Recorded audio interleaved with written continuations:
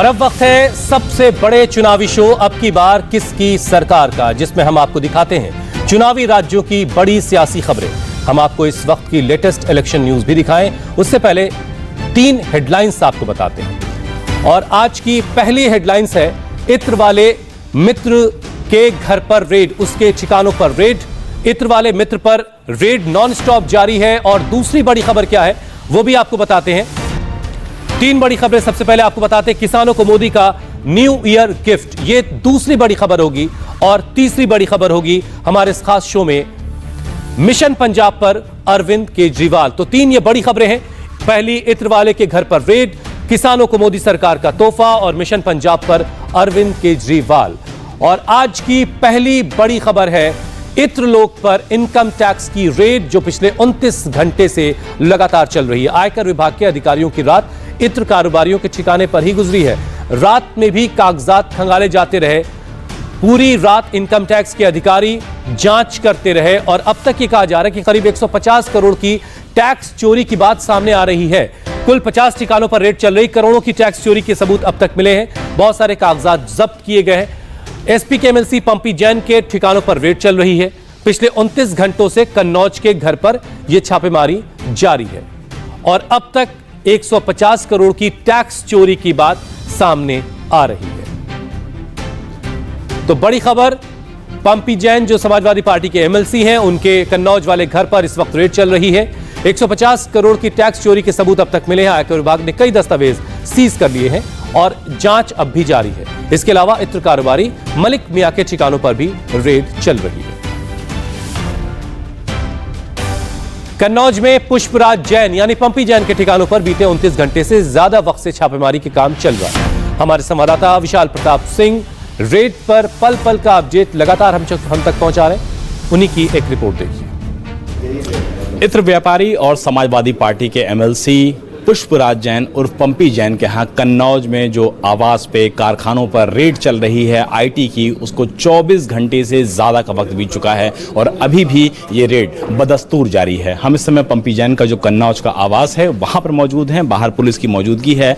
IT के जो officers हैं इनकम टैक्स के, वो निश्चित तौर पर अंदर हैं, कारखानों में, पेट्रोल पंप में। और जो आवासीय परिसर है पंपी जैन का, वहां पर रेड लगातार जारी है। आईटी विभाग से जो जानकारी मिल रही है उसके मुताबिक अंदर से जो डॉक्यूमेंट्स हैं, दस्तावेज हैं और इलेक्ट्रॉनिक एविडेंसेस को सीज किया जा रहा है। और लगातार जो एविडेंस मिल रहे हैं उन सभी को कलेक्ट करने की आईटी विभाग पुरजोर कोशिश कर रहा है। देश भर में कई ऐसे ठिकाने हैं, लगभग 50 जगह ऐसी हैं जहां पर ये रेड चल रही है, सर्च चल रहा है। मुंबई का इलाका है, कानपुर का इलाका है, कन्नौज का इलाका है। और साथ ही साथ अगर इत्र व्यापारियों के यहाँ की बात किया जाए तो लखनऊ में भी कल छापा पड़ा था और वो भी छापा अभी लगातार बदस्तूर जारी है। तो ये कहा जा सकता है कि पूरे देश भर में 150 इनकम टैक्स के जो अधिकारी हैं वो इस रेड में शामिल हैं, वो इस सर्च में शामिल हैं। निश्चित तौर पर शाम तक हो सकता है इस पूरे मामले में प्रेस रिलीज आए इनकम टैक्स विभाग की, उसके बाद साफ हो पाएगा कि इस पूरे मामले का सच क्या है। लेकिन अभी भी रेड लगातार जारी है पुष्पराज जैन उर्फ पंपी जैन के यहाँ। पुष्पराज जैन उर्फ पंपी जैन अपने घर में ही मौजूद हैं।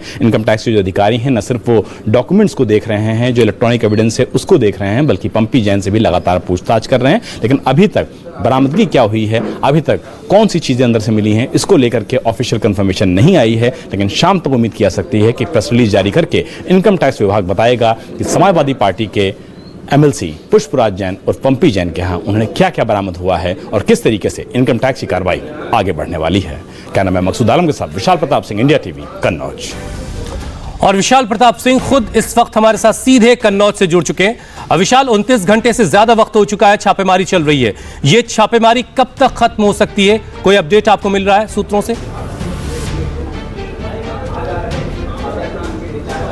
देखिए हुसैन, लगातार हम पंपी जैन के घर के बाहर ही मौजूद हैं। कन्नौज का छिपट्टी मोहल्ला है जहां पर अभी भी 29 घंटे बीत चुके हैं और ये छापेमारी लगातार जारी है। कब तक ये छापेमारी चल रही होगी या खत्म होगी, इसके बारे में जो पुख्ता जानकारी है वो फिलहाल अभी हमको नहीं मिल पा रही है। लेकिन जो सूत्र बता रहे हैं उनका कहना है कि अंदर से इलेक्ट्रॉनिक एविडेंसेस को, दस्तावेजों को और कागजों को निश्चित तौर पर यहाँ पर जो सीज करने की जो प्रक्रिया है वो इनकम टैक्स की तरफ से की जा रही है। सीधी मैं ताज़ा तस्वीरें दिखा देता हूँ कि जो पुलिस की टीम है वो पंपी जैन के घर यानी कि पुष्पराज जैन के घर के आवास मौजूद है। जो आईटी विभाग की टीम है, जो ऑफिसर्स हैं, वो अंदर मौजूद हैं। न सिर्फ यहाँ पर बल्कि आवास पे, बल्कि इसके अलावा कारखानों की बात किया जाए, बिजनेस जो प्रतिष्ठान है उनकी बात किया जाए, कोल्ड स्टोरेज की बात किया जाए, और जहां जहां पंपी जैन के ठिकाने बताए जा रहे हैं उन सभी जगहों पर चूंकि एक साथ रेड की जो प्रक्रिया है वो कल सुबह 7 बजे शुरू की गई थी, 12 बज चुका है, 29 घंटे से ज्यादा का वक्त बीत चुका है।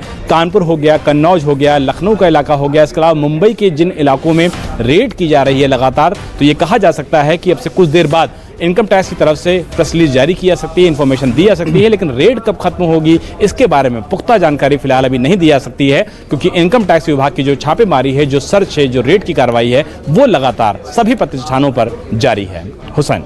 विशाल, एक बार कैमरामैन से कहिए जरा पैन करके हमें तस्वीरें दिखाएं, वहां पर कितने सुरक्षाकर्मी कैसे कैसे तैनात किए गए, कौन सा घर है, और ये भी साथ साथ बताइए कि जब ये रेड खत्म होगी तो जिस तरीके से हमने पीयूष जैन के घर से एक बहुत बड़ी रकम निकलते देखी थी, नोटों का अंबार देखा था, सोने की ईंटें देखी थी, बहुत सारे जेवरात की खबर आई थी, क्या कुछ वैसी तस्वीर एक बार फिर हमें देखने को मिलेगी?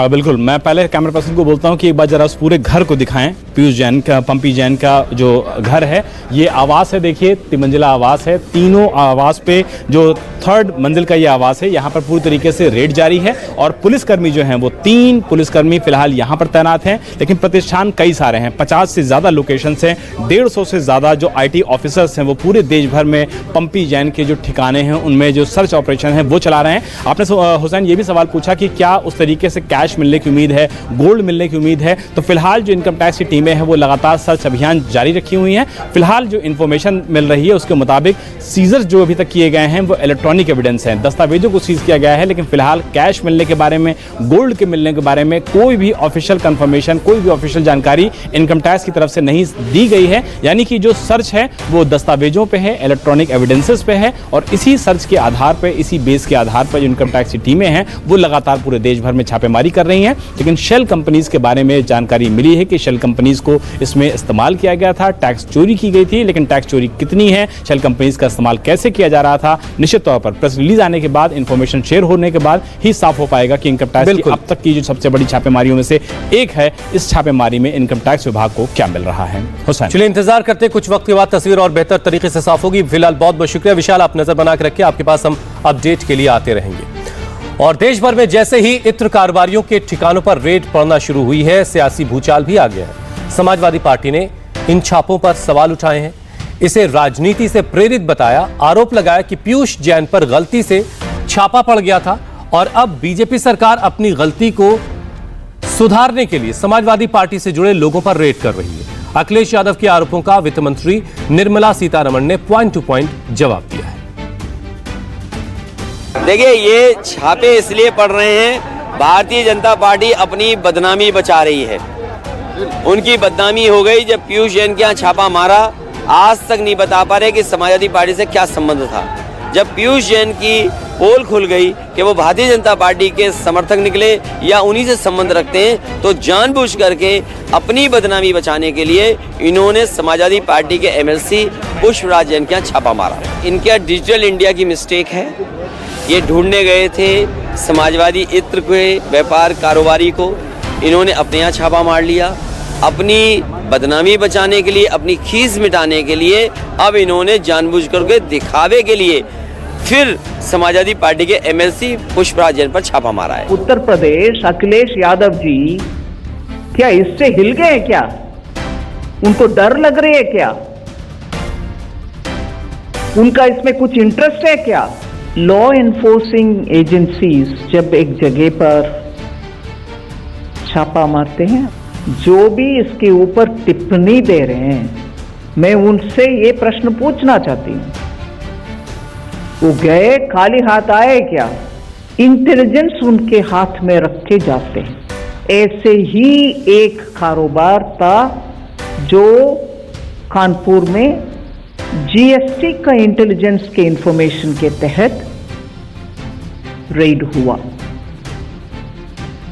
और उसके ऊपर इतनी सारे गलत फहमियां फैलाया गया। सही घर में गए, सही हर घर में सर्च हुआ और निकलने के बाद प्रूव भी हो रही है कि जो इंफॉर्मेशन के तहत गए सही गए। प्रधानमंत्री मोदी आज न्यू ईयर गिफ्ट किसानों को देने वाले हैं। थोड़ी देर में पीएम किसान सम्मान निधि की 10वीं किस्त जारी करेंगे। पीएम मोदी 10 करोड़ किसानों के खातों में 20,000 करोड़ की रकम ट्रांसफर करेंगे। इसके तहत किसानों के बैंक अकाउंट में 2-2 हजार रुपए जाएंगे। किसान सम्मान निधि के बाद पीएम किसानों से संवाद भी करेंगे। इसके अलावा मोदी आज 351 किसान उत्पादक संगठन यानी एफपीओ के 14 करोड़ रुपए से ज्यादा की इक्विटी को भी ग्रांट देंगे, जिससे 1,24,000 से ज्यादा किसानों को फायदा मिलेगा। और अब आपको बताते हैं कि अन्नदाताओं को मोदी का न्यू ईयर गिफ्ट क्या है। वो कुछ इस तरह से है। पीएम आज किसान निधि सम्मान योजना की 10वीं किस्त जारी करने वाले हैं। इसके तहत 20,000 करोड़ रुपए ट्रांसफर किए जाएंगे और 10 करोड़ से ज्यादा किसानों को आज की इस किस्त का फायदा पहुंचेगा। अन्नदाताओं को न्यू ईयर गिफ्ट में और क्या मिल रहा है वो भी आपको बताते हैं। ये तो वही बात है, सम्मान निधि आज प्रधानमंत्री ट्रांसफर करेंगे। लाभार्थियों जो लाभार्थी हैं उनमें से हर लाभार्थी को साल में 6,000 रुपए मिलता है, 2-2 हजार रुपए करके 3 दफा ट्रांसफर किए जाते हैं। फंड सीधे बैंक अकाउंट में ट्रांसफर होता है, ये आप जानते हैं। और हर 4 महीने पर 2,000 रुपए ट्रांसफर किए जाते हैं। इस तरीके से 6,000 रुपए कुल सालाना किसानों को मिलता है। अब तक 1.6 लाख करोड़ रुपए किसानों के खाते में ट्रांसफर किए जा चुके हैं। लाभार्थियों को हर साल 6,000 रुपए का फायदा इस तरीके से किसान सम्मान निधि के जरिए मिलता है। इसके अलावा आज ही प्रधानमंत्री 351 किसान उत्पादक संगठन यानी एफपीओ को 14 करोड़ रुपए से ज्यादा की इक्विटी ग्रांट को भी ट्रांसफर करेंगे। 351 किसान उत्पादक संगठन को भी आज फायदा मिलेगा। 124 करोड़ से ज्यादा की किसानों को इसके तहत फायदा मिलने वाला है। 14 करोड़ की इक्विटी अनुदान भी प्रधानमंत्री जारी करेंगे।